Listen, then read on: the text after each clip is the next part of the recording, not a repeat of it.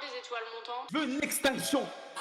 Bref, vous savez que depuis la nuit des temps, depuis que les streamers ont été mis en place, beaucoup de personnes font des dons. Ça soutient le streamer, ça soutient l'influenceur en question. Beaucoup de personnes ont mis en place ces trucs-là avec Patreon. À l'époque, il y avait PayPal, les dons PayPal, etc., etc. Mais aujourd'hui, on va parler d'une nouvelle sorte de dons. Les lives TikTok, c'est ce qui fait que tout le monde dit qu'il faut absolument le faire. Absolument, il faut faire des lives parce que ça ramène plus de visibilité, ça ramène plus de donations. Il faut faire des choses. Mais connaissez-vous les matchs TikTok ? Ce qui rapporte beaucoup trop d'argent pour le peu d'intérêt que ça peut avoir. Alors aujourd'hui, on va parler de ce sujet-là. Installez-vous bien confortablement, écoutez jusqu'au bout ce qui va se passer. Et on est parti. Alors, on va parler de quelques personnes, parce que forcément, vous vous doutez bien que certains influenceurs ont essayé de un petit peu surabuser. Ah oui, des matchs TikTok avec, je sais pas, peu d'interaction. Si je suis numéro 1 des étoiles montantes, merci Félie, merci beaucoup. Tu ne seras pas. Ah d'accord. Ah oui, d'accord. Ouais, laisse tomber. Ah oui. En vrai de vrai, tu veux que je te dise, t'es tombé dans une mafia. T'es tombé dans une mafia, il y a des fous. Oui, enfin, si, il y a l'interaction, c'est « Allez les gars, donnez-moi un maximum d'argent, parce que j'ai pas assez d'argent, autant vous m'en donniez. » Mais depuis quelques temps, pas mal de personnes ont commencé à s'y intéresser, parce que forcément, vous devez savoir que plus vous avez des lives récurrentement sur votre compte, plus vous êtes mis en avant, plus vous avez de l'argent, plus des petits cadeaux, etc., etc. Et quand tu vois que certains peuvent recevoir en l'espace de quelques minutes, voire quelques lives, plus de 900 000 cadeaux, qui correspond à pas loin de 13 000 euros. Voilà. Pose un chiffre comme ça, 900 000 cadeaux, 13 000 balles, et ben je vous jure que pour certains, ça fait doucement peur, tu vois. Et que surtout, que tu vois un peu les personnalités qui sont mises en avant, Sarah Sedman, Raphaël, Vivian, que du beau monde de qualité, hein. Il y en a une dans le lot quand même, elle est avocate, hein, donc vous dites bien qu'elle est pas en manque d'argent, mais bon, quitte à faire des lives intéressants, faut pas en faire à ce niveau-là, j'ai envie de te dire.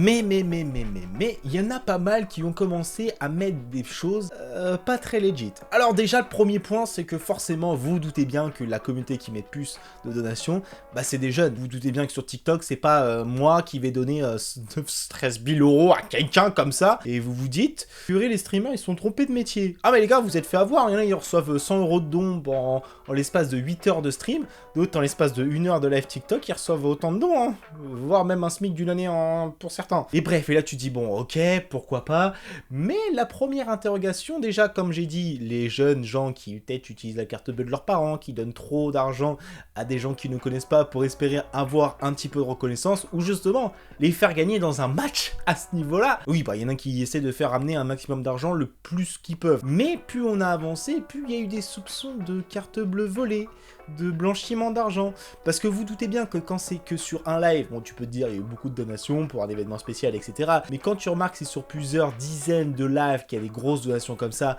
et qu'on est clairement sur des choses que tu te dis, bon, à l'époque, vous vous souvenez peut-être pas, il y avait Amhai qui donnait des grosses donations sur les live streams, on parlait de fois de 13 000, 35 000 euros de dons. Là, on parle quand même de plusieurs lives TikTok, où on va pas se mentir, il n'y a rien de plus. Bah, il n'y a rien de plus, en fait, tout simplement. Et au final, plus on avance, plus on commence à se poser des questions, et plus j'ai en train de me dire qu'il y a quelque chose de bizarre dans cette histoire. Parce que vous vous doutez bien que, en tant que créateur de contenu, on aime bien produire des choses un peu originales, et que vous connaissez bien nos stars de télé en France, qui sont surtout là pour produire.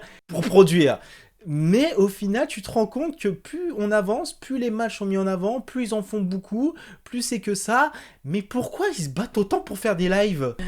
Connaissez-vous que TikTok fait des petites donations ? Alors non, TikTok ne vient pas sur votre live pour espérer vous faire une donation, mais en fonction du classement. Oui. Maintenant, vous allez comprendre pourquoi autant de personnes font absolument être dans le classement, un maximum de likes, un maximum de j'aime, et font des lives à longueur de journée. Parce que si vous êtes dans le top des lives TikTok, vous recevez un don de TikTok. Oui, vous êtes payé. Donc en gros, si je dis n'importe quoi, j'ai vu un peu les chiffres passer. Si vous êtes le numéro 1 de live de la semaine en France, vous recevez 35 000 euros. Ouais, bah écoutez, il y en a certains que c'est le SMIC qui reçoivent c'est le salaire qu'ils reçoivent en une année, d'autres juste parce qu'ils ont fait des lives, ils ont fini premier. C'est comme une course de fond, mais t'as un petit truc à la fin. Donc je comprends mieux maintenant pourquoi ils sont tous en train de cracher en disant ouais mais faut absolument qu'on fasse, abonnez-vous, likez, et qu'il y a 50 milliards de personnes qui font des lives tous les jours. Bah je commence à comprendre en fait qu'il y a un truc bizarre dans tout ça où tu te dis comment c'est être chelou cette histoire, donc je vais peut-être m'y attarder et voir ce qui se passe. Donc, revenons à nos personnalités préférées qui ont décidé de mettre ça en avant. Donc les lives, vous connaissez, moi je regardais quand même pas mal de lives sur les réseaux sociaux, notamment sur Twitch, où forcément, il y a quelque chose derrière, il y a un jeu qui est en train de jouer, il y a un événement, etc. Et live TikTok, j'avoue que j'ai un petit peu du mal, parce que forcément, vous vous doutez bien que faire un live où c'est juste quelqu'un qui parle et qui raconte même pas sa vie et qui est juste en train de faire des matchs avec des stars de télé-réalité, ou des fois... pas vraiment d'interaction, et de me dire jusqu'à même... Il y en a de pas être top 1 ou de pas être top 2, ou d'être top 3 ou top 4. Merci, Félix. Ça touche leur ego. C'est l'ego qui parle. Bien sûr, merci Raphaël pour cette intervention inutile. Bref, et là tout ça, je me dis... ok, pourquoi pas, on peut essayer de trouver un truc intéressant, essayer de proposer quelque chose de mieux, et... non, j'ai cherché, j'ai pas trouvé quelque chose de mieux. Ils ont un problème avec les matchs. Hein. Alors en fait, je comprends juste que les lives TikTok, ceux qui marchent malheureusement, c'est ceux où il y a le contenu le plus vide. Alors je vais sûrement faire mon papy gâteau et me faire oui, mais tu comprends pas, c'est intéressant. À la limite, là, la Sarah, elle sera avocate, elle aurait des astuces d'avocate, des petits libérations fiscales, parce que j'ai l'impression que c'est ce qu'elle est en train de faire. Mais bon, bref, vous voyez un peu le délire. Raphaël qui donne des astuces pour devenir star de télé-réalité, j'en sais rien, mais au bout d'un moment, faut créer du contenu avec tout ça, et pas juste se filmer en train de dire de la merde, n'est-ce pas Seb?